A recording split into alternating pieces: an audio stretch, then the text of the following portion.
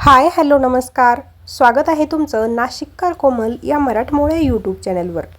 मंडळी, 17 मे 2026 पासून सुरू झालेला अधिक मासाचा सध्या उत्तरार्ध सुरू आहे. 15 जून 2026ला अधिक मास संपणार आहे. अधिक मास म्हणजे धार्मिक आणि आध्यात्मिकदृष्ट्या खूप महत्त्वाचा महिना आहे. अधिक महिन्याला आपल्या हिंदू धर्मामध्ये खूप सारं महत्त्व प्राप्त झालेलं आहे.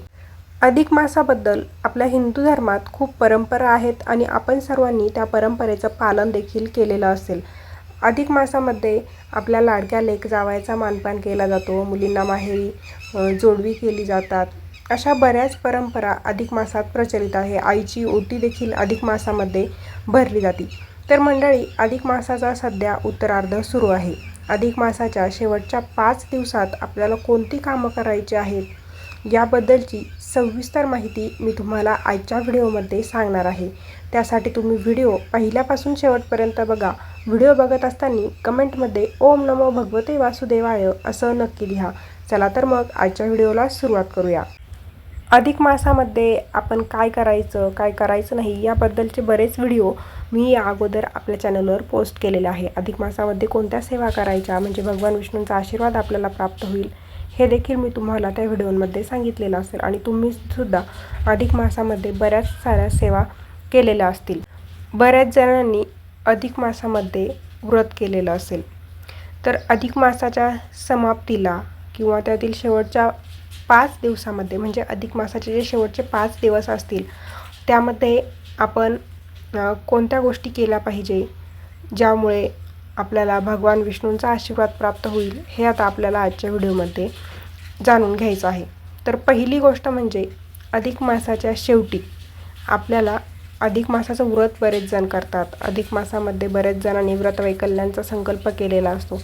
तर कोणतंही व्रत आपण जेव्हा करतो तर त्या व्रताचं सांगता किंवा उद्यापन करणं देखील तेवढंच महत्त्वाचं असतं.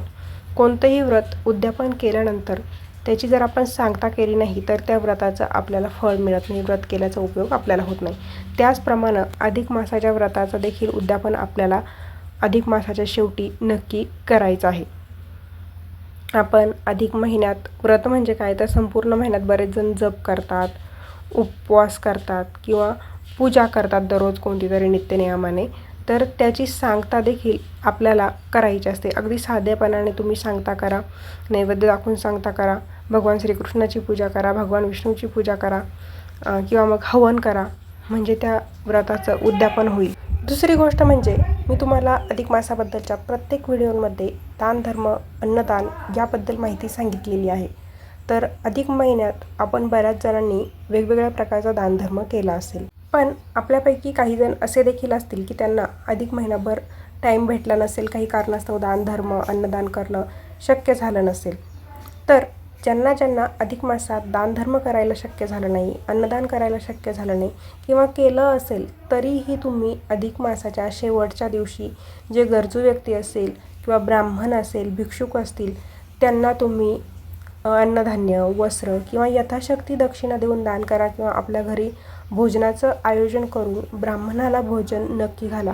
त्याने देखील आपल्याला खूप पुण्य प्राप्त होतं, भगवान विष्णूंचा आपल्याला आशीर्वाद मिळतो. तिसरी गोष्ट म्हणजे अधिक मासाच्या शेवटच्या दिवशी आपल्याला दीपदान करायचं आहे. अधिक मासामध्ये 33 दिव्यांचं दान करायला मी तुम्हाला एका व्हिडिओमध्ये सांगितलेलं होतं. तुम्ही नसेल केलं तर ते दीपदान देखील तुम्ही अधिक मासाच्या शेवटी करू शकता. पण तुम्ही अधिक मासामध्ये दीपदान केलं असेल तरीही अधिक मासाच्या शेवटच्या दिवशी आपल्याला दीपदान कसं करायचं आहे ते मी तुम्हाला सांगते.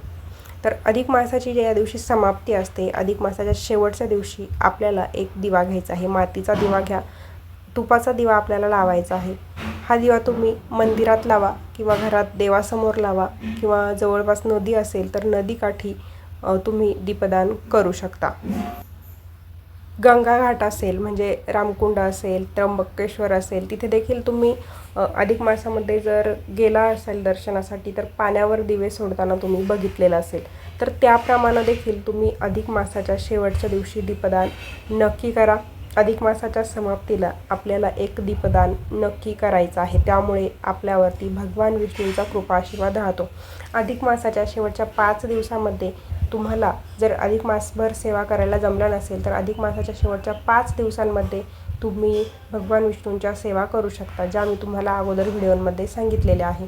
कारण अधिक मास म्हणजे दर 3 वर्षातून एकदा येतो. आता जर तुम्ही सेवा केल्या नाही तर पुढच्या 3ऱ्या वर्षीच तुम्हाला सेवा करण्याचा लाभ मिळणार आहे. पुढची सेवा आपल्याला अशी करायची आहे ते म्हणजे ओम नमो भगवते वासुदेवाय, ओम नमो भगवते वासुदेवाय या मंत्राचा आपल्याला जप करायचा आहे. भगवान विष्णूंकडे आपल्या कुटुंबाच्या शांतीसाठी, आरोग्यासाठी प्रार्थना करायची आहे. त्यामुळे आपलं मन देखील शांत राहतं, सकारात्मकता वाढते. आपल्या घरातील जे काही नकारात्मकता असेल, नकारात्मक शक्तींनी आपल्या घरात प्रवेश केला असेल, तर तुम्ही आपल्या घरात प्रसन्न वातावरण ठेवलं, भक्तीचं वातावरण ठेवलं, देवाचं नामस्मरण केलं तर आपल्या घरातील नकारात्मक शक्ती बाहेर पडते, घरात सकारात्मक वातावरण राहतं. त्याचबरोबर कुटुंब देखील हसून खेळून आनंदाने राहतं. कुटुंबावरती देखील कोणतंही संकट येत नाही. मग तुम्ही या अधिक मासाच्या शेवटच्या 5 दिवसामध्ये ओम नमो भगवते वासुदेवाय, ओम नमो भगवते वासुदेवाय या मंत्राचा जप नक्की करा. आता एक अधिक मासाचे 8 दिवस शिल्लक आहे. जे अधिक मासाचे शेवटचे 5 दिवस असतात तर त्या 5 दिवसामध्ये तुम्ही ओम नमो भगवते वासुदेवाय, ओम नमो भगवते वासुदेवाय या मंत्राचा जप नक्की करा. अधिक महिन्याची थोरवी खूप आहे. ज्या सौभाग्यवती मुली असतील त्यांनी जर अधिक महिन्यामध्ये आपल्या आईची ओटी भरली नसेल तर शेवटच्या 5 दिवसामध्ये देखील तुम्ही अधिक मासाच्या जे शेवटचे 5 दिवस आहे त्या शेवटच्या 5 दिवसामध्ये आईची ओटी भरू शकता. आईची ओटी भरायला देखील खूप महत्त्व आहे. आता अधिक मासामध्ये आईची ओटी कशी भरायची, का भरायची याची जर माहिती हवी असेल तुम्हाला तर आपल्या चॅनलवरती उपलब्ध आहे व्हिडिओ याबद्दलचा. तिथे जाऊन तुम्ही तो व्हिडिओ बघा, म्हणजे तुम्हाला अधिक मासामध्ये आईची ओटी भरण्याचं काय महत्त्व आहे किंवा अधिक मासामध्ये स्त्रियांनी जोडवे का बदलायचे असतात हे जर तुम्हाला जाणून घ्यायचं असेल तर त्या व्हिडिओमध्ये तुम्हाला याबद्दलची माहिती मिळून जाणार आहे.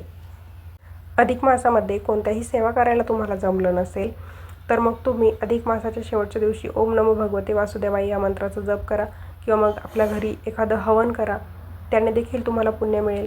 त्याचबरोबर अधिक मासामध्ये तुम्ही काही कारणास्तव म्हणजे घरातील कोणी व्यक्तीचं नुकतंच निधन झालं असेल 1-2 महिन्यापूर्वी, मग तुम्ही काही नैवेद्य वगैरे बनवले नसतील तर अधिक मासामध्ये कमीत कमी तुम्ही काय करायचं आहे, शेवटच्या दिवशी 33 धोंडे बनवा. त्याचे वाण म्हणून ते तुम्ही गाईला द्या. भलेही तुम्ही बाकी कोणाचा मानपान केला नसेल, दुखवटा असेल घरात किंवा मध्येच कोणाचं सुतक आलेलं असेल किंवा मग इतर काही कारण असेल की तुम्हाला अधिक महिन्यामध्ये काही धोंडे जेवण वगैरे जावयांचं मानपान करता आला नसेल तर अधिक महिन्याच्या शेवटच्या दिवशी किंवा शेवटच्या 5 दिवसात कधीही तुम्ही 33 धोंडे बनवा. त्यांचा नैवेद्य तुम्ही गाईला द्या. गाईची हळद कुंकू अक्षता वाहून पूजा करा. त्यामुळे देखील भगवान विष्णू आणि माता लक्ष्मी प्रसन्न होऊन तुम्हाला आशीर्वाद नक्कीच देतील आणि तुम्हाला देखील अधिक मासाचं पुण्य प्राप्त होईल. अधिक मास म्हणजे देवाधिकांचा महिना असतो. अधिक महिन्याच्या शेवटच्या दिवशी तुम्ही पुरणपोळीचे नैवेद्य बनवा आणि आपल्या घरातील सर्व देवांना ते नैवेद्य दाखवा. जवळपास मंदिर असेल, भगवान विष्णूचं मंदिर असेल तर तिथे जाऊन देखील तुम्ही नैवेद्य दाखवा. तर मंडळी, अशा प्रकारे आजच्या व्हिडिओमध्ये आपण अधिक महिन्याचा उत्तरार्ध सुरू आहे. तर अधिक महिन्याच्या शेवटच्या 5 दिवसात नक्की कोणती गोष्टी करायची आहे की ज्यामुळे भगवान विष्णू आपल्यावर प्रसन्न होतील याबद्दलची माहिती जाणून घेतलेली आहे. आता यावर्षी अधिक मास आला, आता 3 वर्षांनीच आपल्याला अधिक मासाच्या सेवा करायची संधी मिळणार आहे.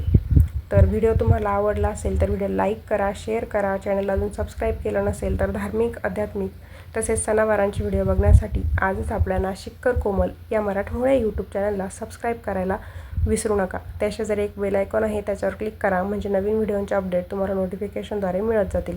पुन्हा भेटूया अशाच एका नवीन व्हिडिओसोबत. धन्यवाद.